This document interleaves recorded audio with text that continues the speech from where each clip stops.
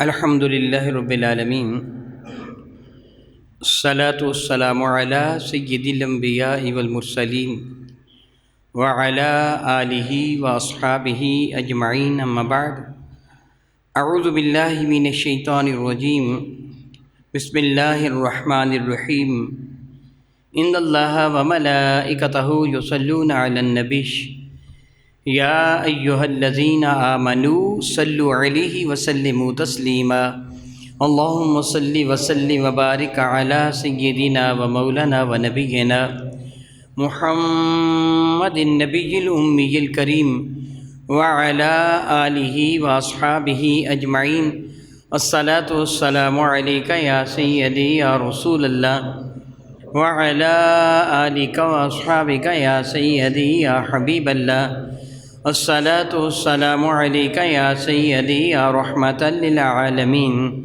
وعلی آلک واصحابک یا سیدی یا سیدی یا سیدی یا شفیع المذنبین۔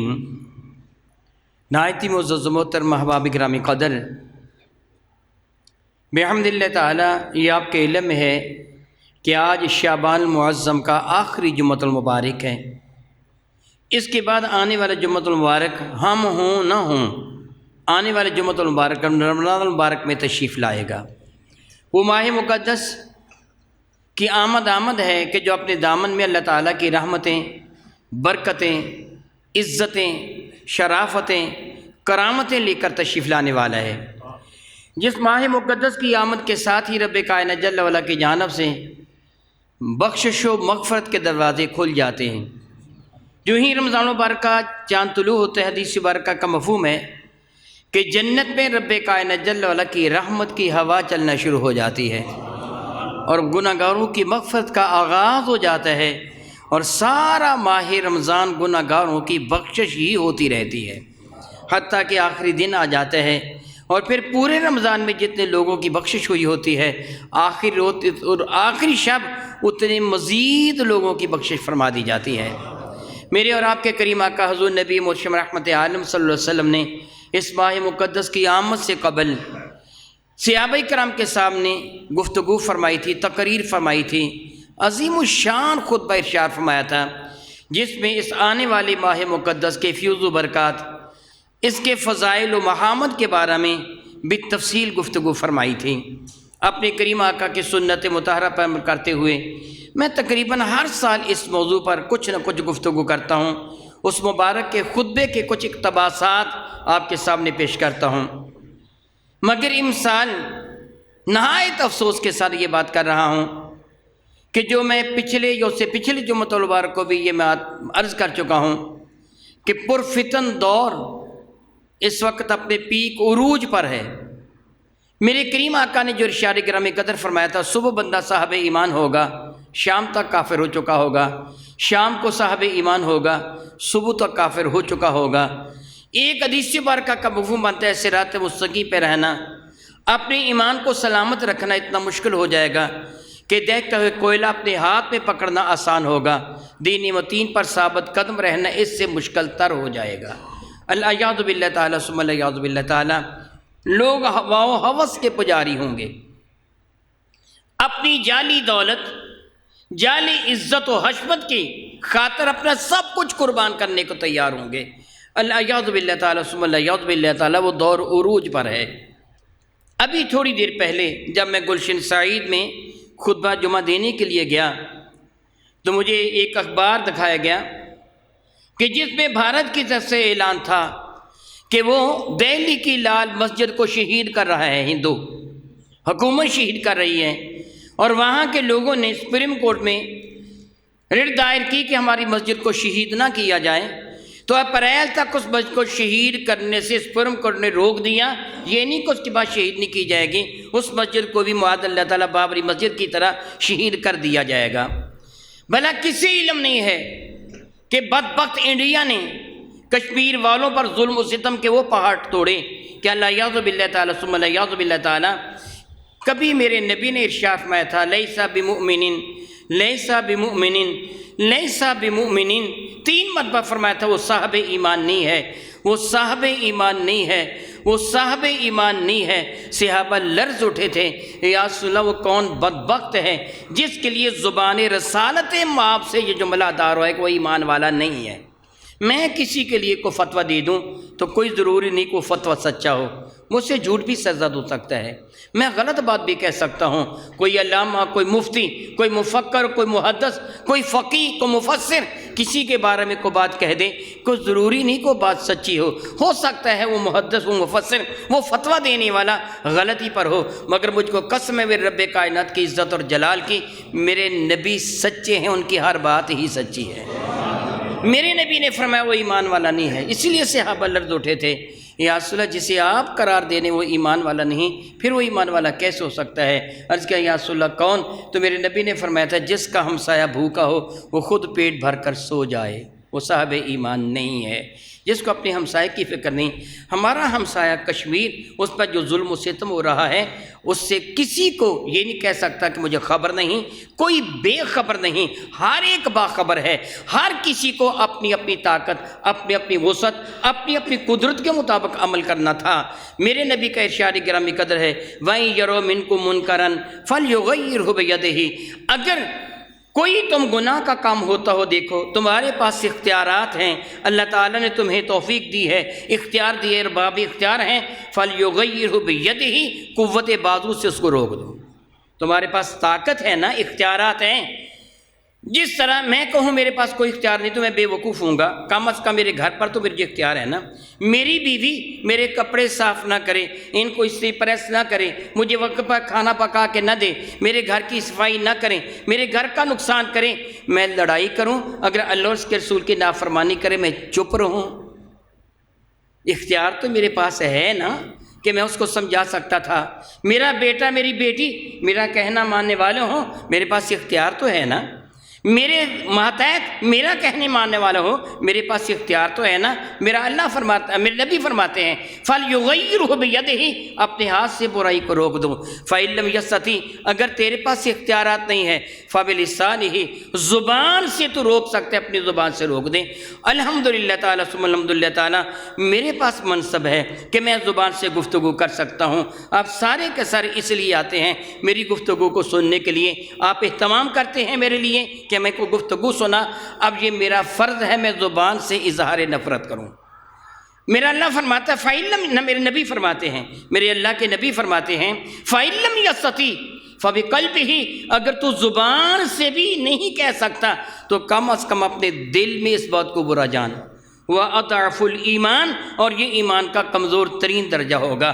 اگر دل میں بھی برا نہ جانے گا تو پھر سمجھ لے تیرے دامن میں ایمان نام کی کوئی بھی شے نہیں ہے۔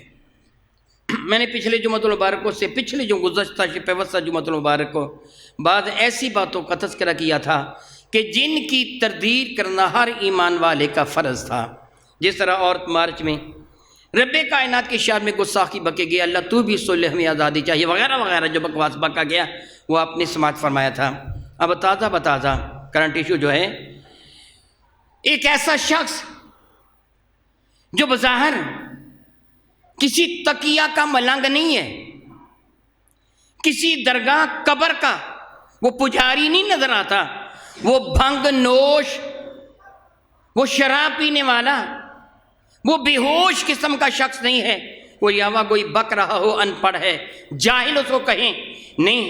یہ خبیث انسان میں جس کی بات کرنے والا ہوں، یہ خبیث انسان علامہ اقبال اوپن یونیورسٹی میں انسٹیٹیوٹ آف ایجوکیشنل کا ڈائریکٹر ربانی ہے، اور کچھ عرصہ تک یہ علامہ اقبال اوپن یونیورسٹی اس کا وائس چانسلر رہ چکا ہے۔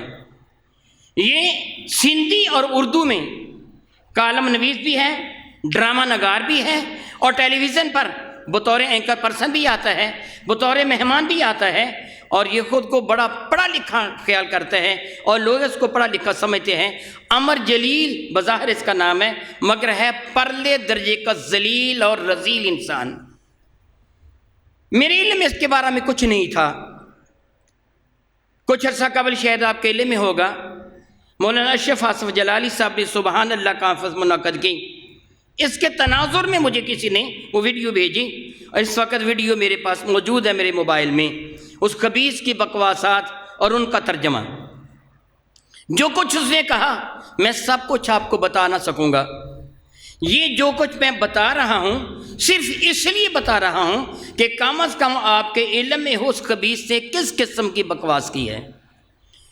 گناہ ایک وہ ہوتا ہے کہ جو نسبتاً ذکر کیا جا سکتا ہے، ایک وہ گناہ ہوتا ہے جس کا ذکر بھی نہیں کیا جا سکتا۔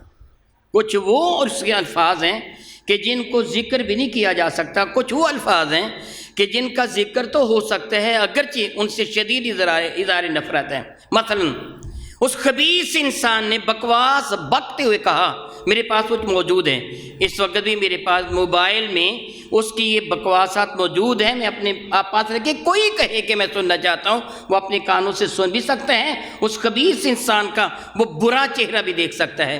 اس خبیث انسان نے بکواس یہ بکی، معاذ اللہ تعالیٰ ثم معاذ اللہ تعالیٰ، وہ کہتا ہے میں نے رب سے باتیں کی، رب سے گفتگو کی، اور میں نے رب کو لاجواب کر دیا، رب میری بات کا جواب نہ دے سکا۔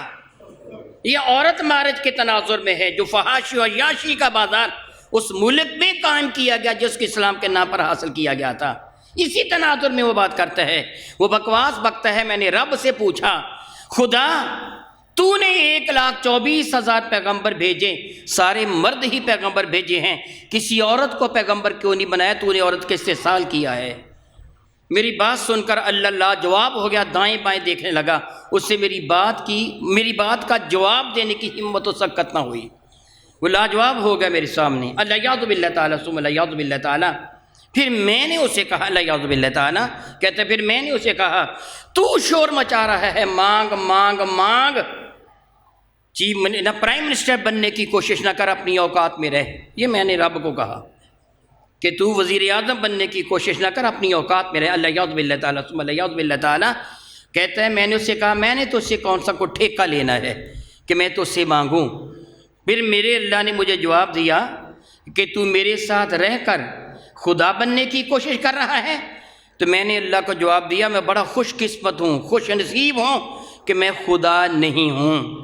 یہ جملہ میں نے کہہ دیا، یہ جملہ میں نے کہہ دیا کہ اس بنے بکواس بکی کہ میں خوش نصیب ہوں کہ میں خدا نہیں ہوں۔ تو پھر خدا ہونا کیا ہے؟ خوش نصیب کیا اپوزٹ کیا ہے؟ آپ جانتے میں وہ جملہ نہیں کہہ سکتا۔ اس نے بکواس بکی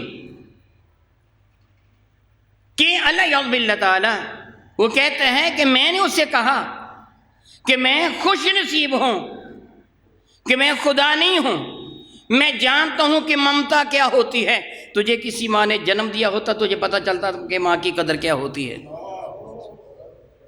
مجھ سے پوچھ ماں کی قدر کیا ہوتی ہے، مجھ سے پوچھ بیٹی کیا ہوتی ہے، بہن کیا ہوتی ہے، تجھے کیا پتہ؟ اللہ یعوذ باللہ تعالیٰ ثم اللہ یعوذ باللہ۔ وہ بکواس بکتا ہے۔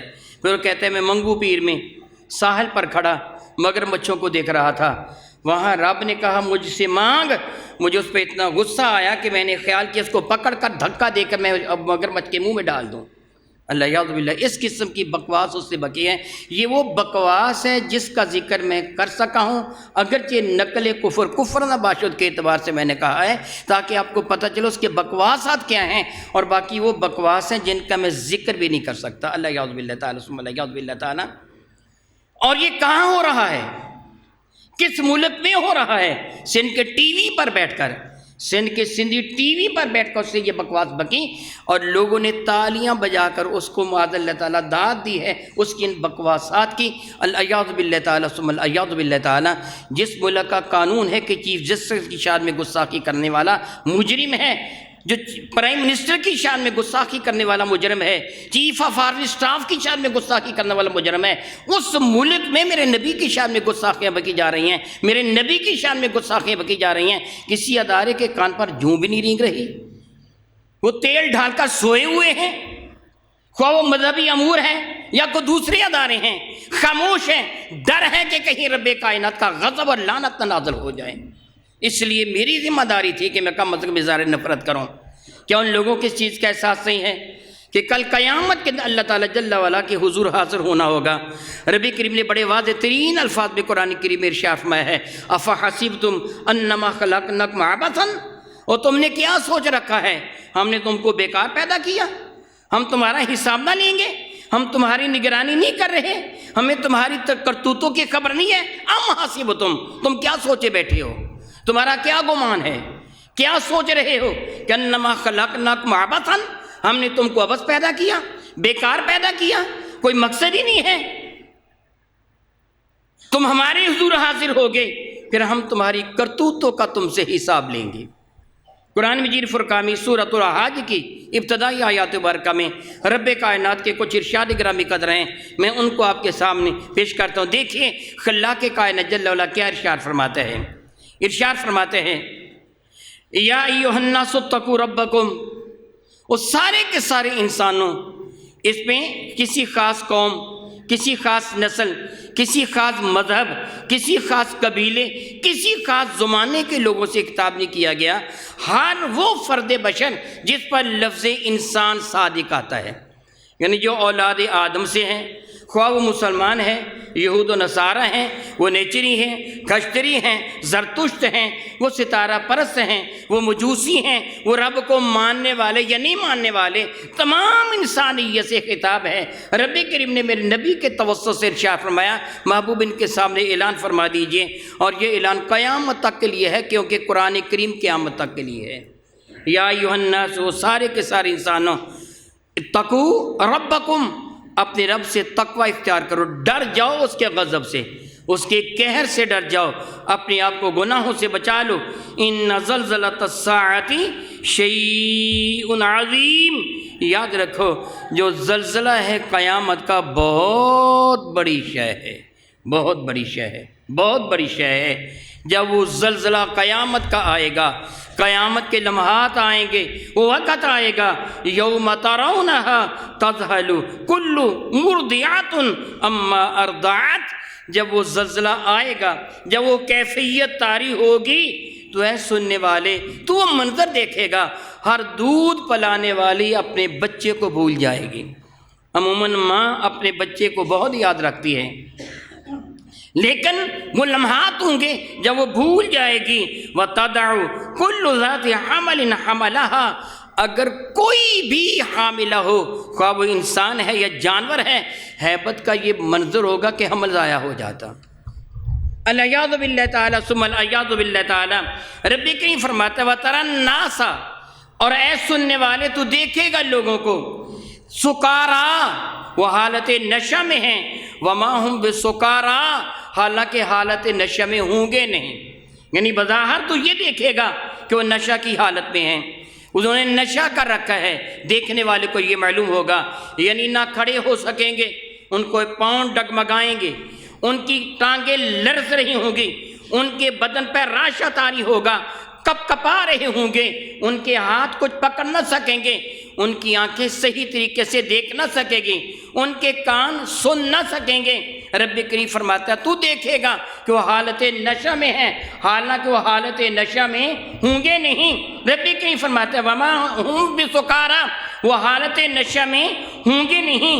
ارشاد فرماتا ہے ولکن عذاب اللہ شدید، یاد رکھیے اللہ کا عذاب بڑا شدید ہے، اللہ کا عذاب بڑا شدید ہے۔ اے محبوب مکرم ان کو بتا دو۔ اللہ یعوذ باللہ تعالیٰ ثم اللہ یعوذ باللہ تعالیٰ، صحیح بخاری کتاب التفسیر، حضرت سیدنا ابو سعید خدری رضی اللہ تعالیٰ عنہ اور حضرت سیدنا عمران رضی اللہ تعالیٰ عنہ سے یہ مروی ہے کہ یہ آیات مبارکہ، جن آیات مبارکہ کی ابھی میں نے آپ کے سامنے تلاوت کی ہے، یہ آیات مبارکہ غزوہ بنو مصطلق اس سے واپس آتے ہوئے رات سے میں نازل ہوئی تھی، رات کے وقت نازل ہوئی تھی۔ جب میرے نبی نے ان آیات مبارکہ کو صحابہ کرام کے سامنے تلاوت کیا، اس وقت ان کی حالت کیا تھی؟ ابو سعید خدری فرماتے ہیں کہ اللہ کی قسم آج تک صحابہ کرام کو اس قدر روتے ہوئے گریہ کرتے میں نے کبھی نہیں دیکھا تھا جس قدر ان آیات مبارکہ کو سن کر ان پہ گریہ طاری ہوا تھا۔ ساری رات روتے رہے، سارا دن سفر کر کے تھکے ہوئے آئے تھے، انہوں نے آرام کرنا تھا، خیمہ نصب کرنے تھے، خیمے انہوں نے اپنے گھوڑوں سے زینوں کو اتارنا تھا، اپنے اونٹوں کے اوپر سے سامان اتارنا تھا، دن بھر کے تھکے ماندے آئے تھے، بھوکے پیاسے تھے، کھانا تیار کر کے کھانا تھا۔ فرماتے مگر کسی بھی صحابی نے نہ ہنڈیا پکائی، نہ کھانا کھایا، نہ خیمہ نصب کیا، نہ گھوڑے کی زین اتاری، حالت غیر تھی، ساری رات روتے ہوئے ہی گزاری۔ وہ کیا ہوگا اس وقت، ہماری حالت کیا ہوگی؟ سبب یہ تھا کہ میرے کریم آقا تاجدار ارب و عجم شفیع معظم رحمت عالم نے ان آیات مبارکہ کی تلاوت کے وقت فرمانے کے بعد فرمایا تھا تم جانتے ہو اس زلزلہ کی کیفیت کیا ہوگی، قیامت کے نا اللہ تعالیٰ کو حکم کیا ہوگا؟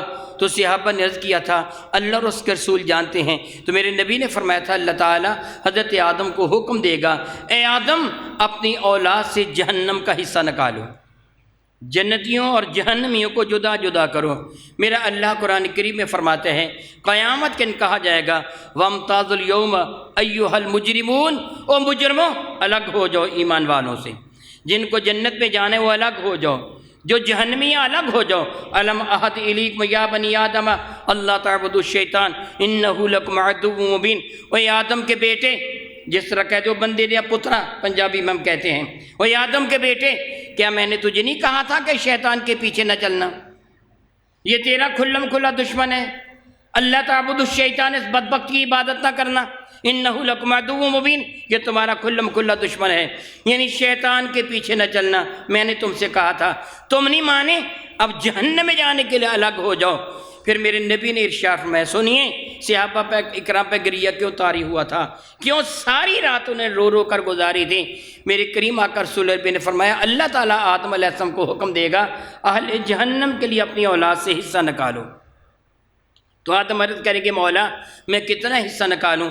تو میرا اللہ تعالیٰ ارشاد فرمائے گا اے آدم 100 میں سے 999 جہنم، 1000 میں سے 999 جہنم کے لیے نکالو، ایک جنت کے لیے۔ اولاد آدم میں 1000 میں سے ایک جنت کے لیے، 999 جہنم کے لیے۔ یہ سبب تھا کہ صحابہ کرام پہ گریہ طاری ہوا تھا۔ پھر جنت میں کون جائے گا؟ صبح ہی تو صبح تک صحابہ روتے رہے۔ صبح میرے کریم آقا رسول اللہ کی خدمت فیض درجت میں حاضر تو حالت ان کی غیر تھی۔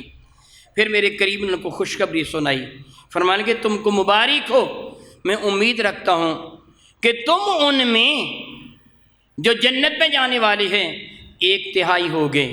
صحابہ کرام نے خوش ہو کر اللہ اکبر کا نعرہ لگایا۔ میرے نبی نے فرمایا بلکہ میں کہتا ہوں تمہیں خوشخبری سناتا ہوں تم ان میں آدھے ہوں گے۔ صحابہ کرام نے پھر تکبیر کہی، صحیح بخاری میں ہے۔ پھر میرے نبی نے فرمایا کہ میں تم کو مبارک دیتا ہوں، میرے اللہ نے جو مجھے خبر دی وہ کیا ہے؟ قیامت کے جو اہل جنت کی صفیں بنائی جائیں گی، جو اہل جنت کی صفیں ترتیب دی جائیں گی نا، میں نہیں جانتا ان کی لمبائی کتنی ہوگی، وہ مشرق سے مغرب تک ہیں یا شمال سے جنوب تک ہیں، وہ کتنی لمبی ہیں میرا اللہ جانتا ہے، مگر میرے نبی نے بتایا کہ ان کی تعداد 120 ہوگی۔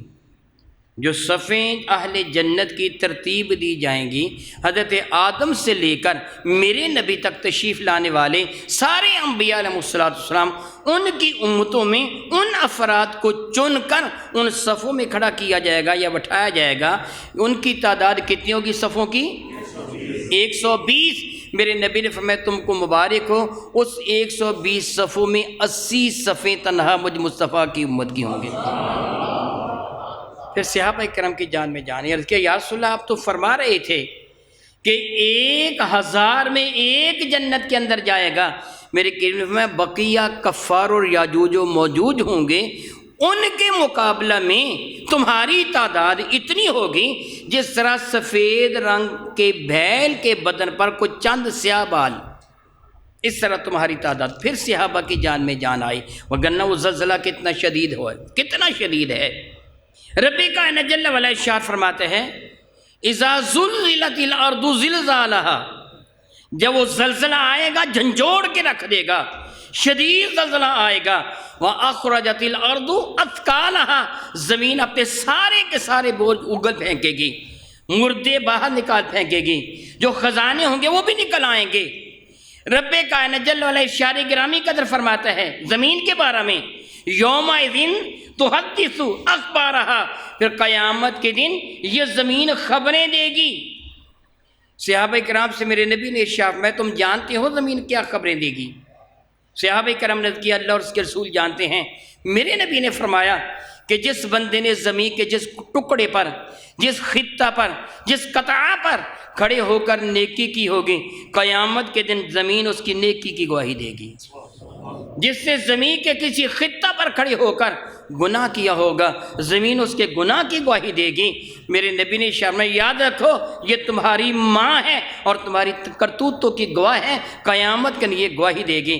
حضرت سیدنا علی المرتضیٰ کرم اللہ تعالی وجہ الکریم اپنے زمانے خلافت میں بیت المال کے لیے جو ایک کمرہ بنا ہوا تھا، اور یہ شروع سے ہی کمرہ بنا ہوا تھا، ایک کمرہ جو بنا ہوا تھا، باقی صحابہ کرام نے بھی اسی بیت المال کو استعمال کیا تھا۔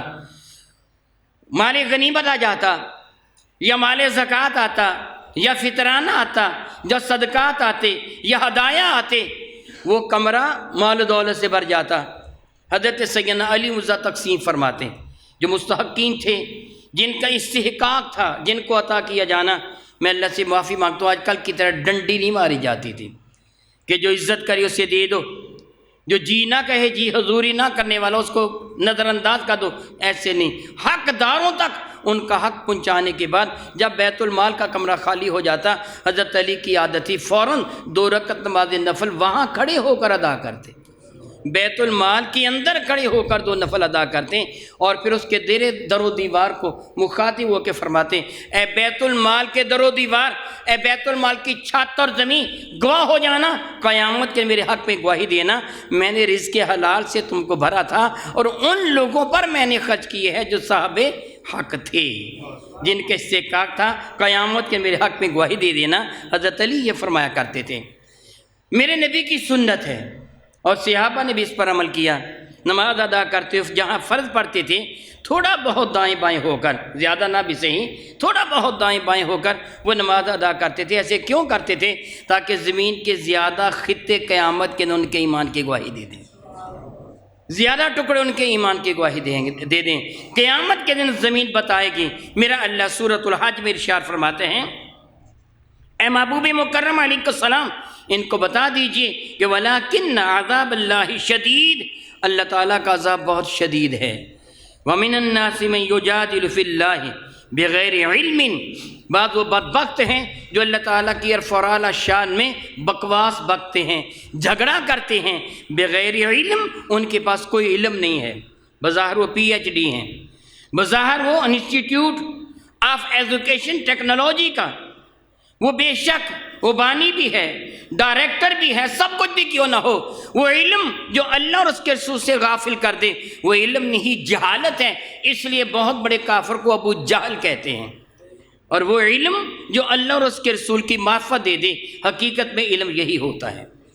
الحمدللہ تعالیٰ ثم الحمدللہ تعالیٰ، بہت زیادہ پڑھے لکھے سے جس کا علم اس کے لیے حجاب اکبر بن گیا، اس سے وہ ذمہ دار جو ایک دن بھی اسکول نہیں گیا، مدرسہ نہیں گیا، شاید مسجد میں بیچارہ آیا کہ نہیں آیا، وہ شخص جس سے آپ سوال کریں وہی اللہ ہے، وہ سادہ زبان میں کہے ہاں ہے، میں تو اس اللہ کا بندہ ہوں، یہ فصل میرا اللہ ہی تو اگاتا ہے، جس کا یہ ایمان ہو کہ وہ کہیں زیادہ بہتر ہے، کہیں زیادہ عرف و اعلیٰ ہے، وہ اللہ کو مانتا تو ہے نا، اللہ کی شان میں گستاخی نہیں بکتا، بلکہ ایسے سادہ لوگوں سے اگر بھی آپ سوال کریں تو بیچارے بڑی نرمی کے ساتھ، بڑی عاجزی کے ساتھ سوال جواب دیتے ہیں، جی ہم گناہ گار ہیں، ہمیں تو نماز بھی نہیں آتی، ٹھیک ہے ہو سکتا اللہ ہمیں بخش دے، تو کوئی بڑی بات نہیں کہ میرے رب کی رحمت ان کو اپنے دامن کرم میں پناہ دے دے، ان کی سادگی کو اللہ تعالیٰ قبول فرما لے۔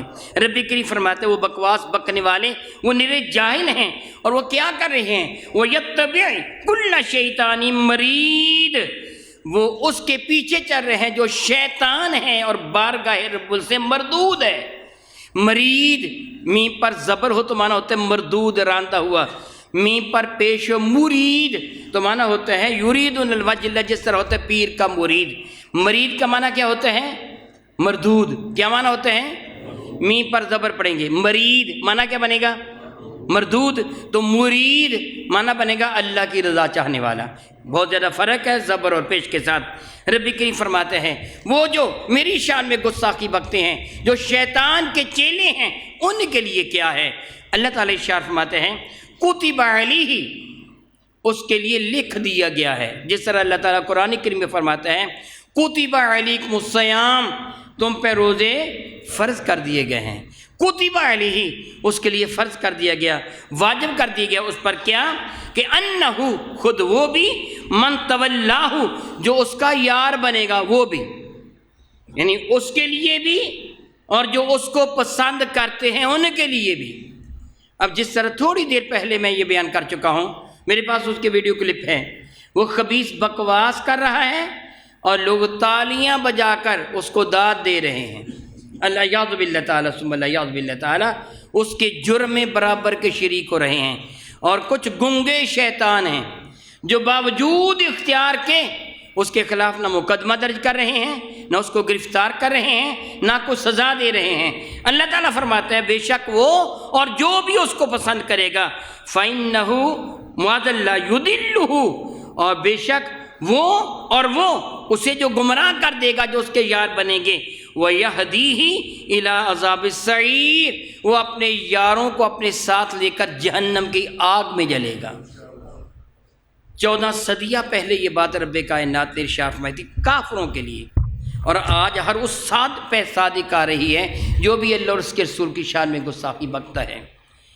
دنیا میں اللہ تعالیٰ رسی کو ڈھیلی کر دیتا ہے، گناہ کرنے والوں کو، جرم کرنے والوں کو اللہ تعالیٰ دنیا میں سزا نہیں دیتا، کیونکہ آخرت آنے والی ہے۔ اگر دنیا میں سزا دے دیتا، لوگ سزا سے ڈر کر سیدھے کام کرتے، اللہ کی رضا کی خاطر نہ کرتے۔ اللہ تعالیٰ نے دنیا میں جان بوجھ کر ان کو سزا نہ دی تاکہ دیکھا جائے کون ہے جو اپنے رب کی رضا کی خاطر کام کرتا ہے۔ دنیا میں عذاب کے خوف سے نہیں، لالچ کے لیے نہیں، اپنے مولا کی رضا کی خاطر۔ میں پھر اس بات کو دہراتا ہوں اور آپ کو میں گواہ بنانا چاہتا ہوں کہ ایسے خبیث لوگ جو اللہ اور اس کے رسول کی شان میں گستاخی کرتے ہیں، ہم ان سے اظہار نفرت کرتے ہیں۔ کیا خیال ہے آپ کا؟ اے اللہ تعالیٰ تو گواہ ہو جا، ہم سارے کے سارے ایسے خبیث لوگوں سے جو تیری شان میں بکواس پکتے ہیں، تیرے نبی کی شان میں بکواس پکتے ہیں، شعار اسلامی کی شان میں بکواس پکتے ہیں، جو ان کے معاون ہیں ان کو پسند کرتے ہیں، ہم ان سب سے اظہار نفرت کرتے ہیں۔ تو ان پر عذاب نازل کریں تو ہمیں اپنے عذاب سے محفوظ فرمانا۔ آمین ثم آمین، وآخر دعوانا ان الحمد للہ رب العالمین۔